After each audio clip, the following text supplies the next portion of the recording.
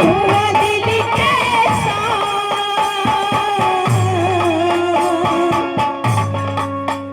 क्या क्या हुआ दिल के साथ, मगर तेरा प्यार नहीं भूले, हम भूल गए हर बात, मगर तेरा प्यार नहीं भूले।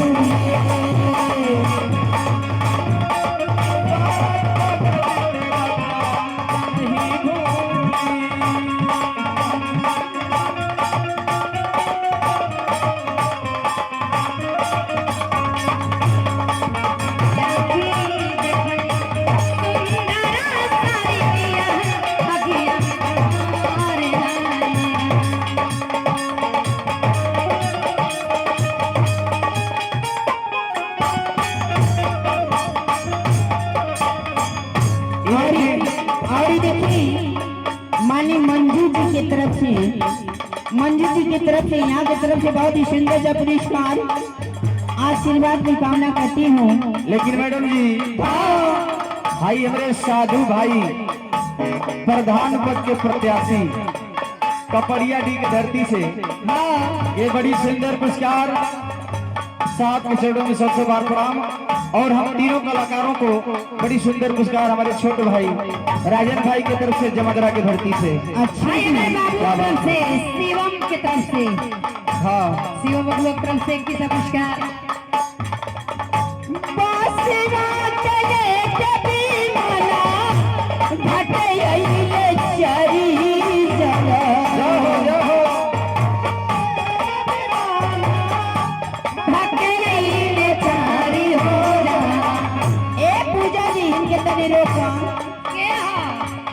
आई देखो मंच पे आइल बानी कदम ऐसे काम चली। हाँ कपड़िया डी की धरती से आर के डीजे के मलिकार हैं, ये डीजे के मालिकार हैं, डीजे के मालिकार बने ये हम तीनों कलाकारों को बड़ी सुंदर पुरस्कार मिला है। अच्छा। लेकिन मैडम जी ये देखिए हमारे छोट भाई विपिन भाई की तरफ से जमदरा की धरती से ये हम सभी कलाकारों को बड़ी सुंदर पुरस्कार 551 भैया की तरफ से 1001 रुपया। हाँ हाँ क्या बात है,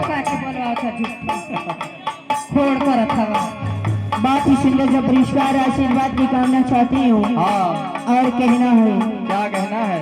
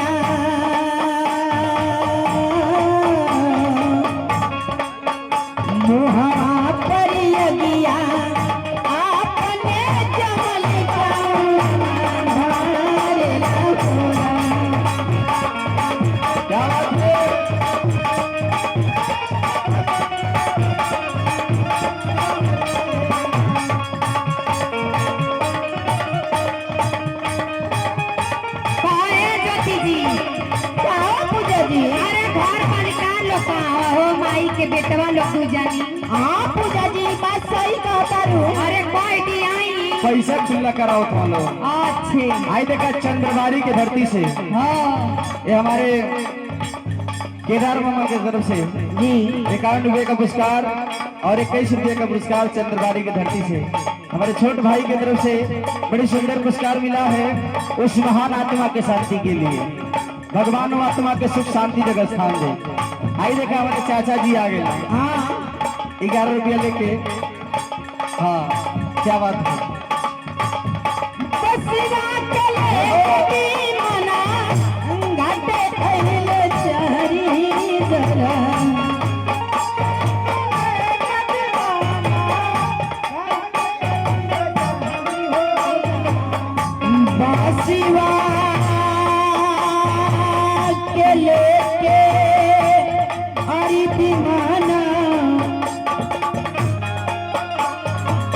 बी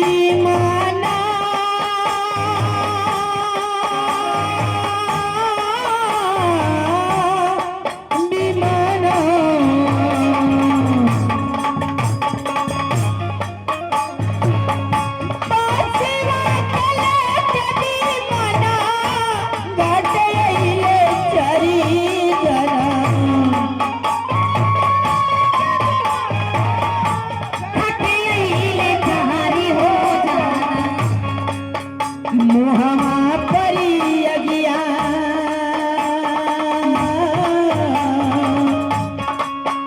मोहमा परी अगिया आप जानी मलिका धारे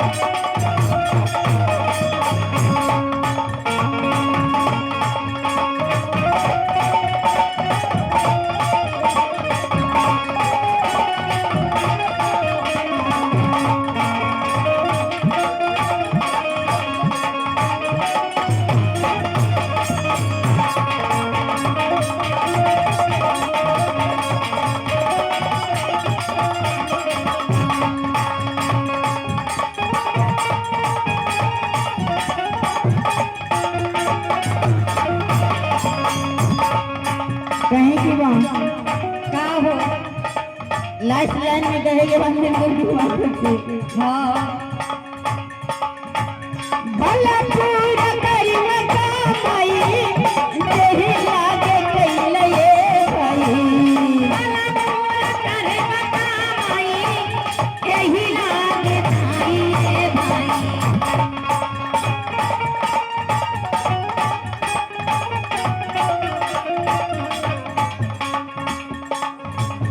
और ये देखिए जोनी आत्मा की विदाई बा वो आत्मा की नाती बानी छोट बकुआ के तरफ से ये बहुत ही सुंदर सा पुरस्कार आशीर्वाद की कामना करती हूँ और कहना है का हो भला पूरा करी मकाई जही लागे कैले भाई भला पूरा करे बताई यही लागे जाइए भाई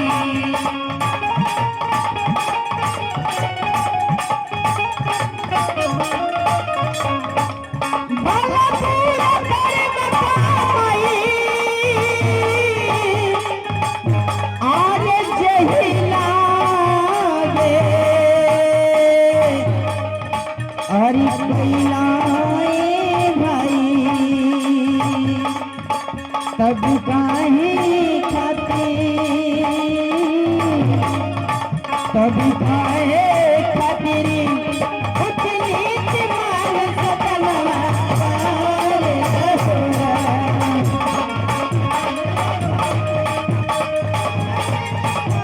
चले के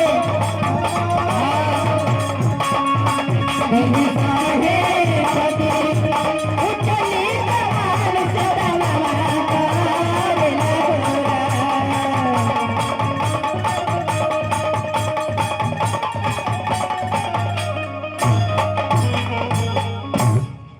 ये देखिए कपड़िया डी की धरती से आर के डीजे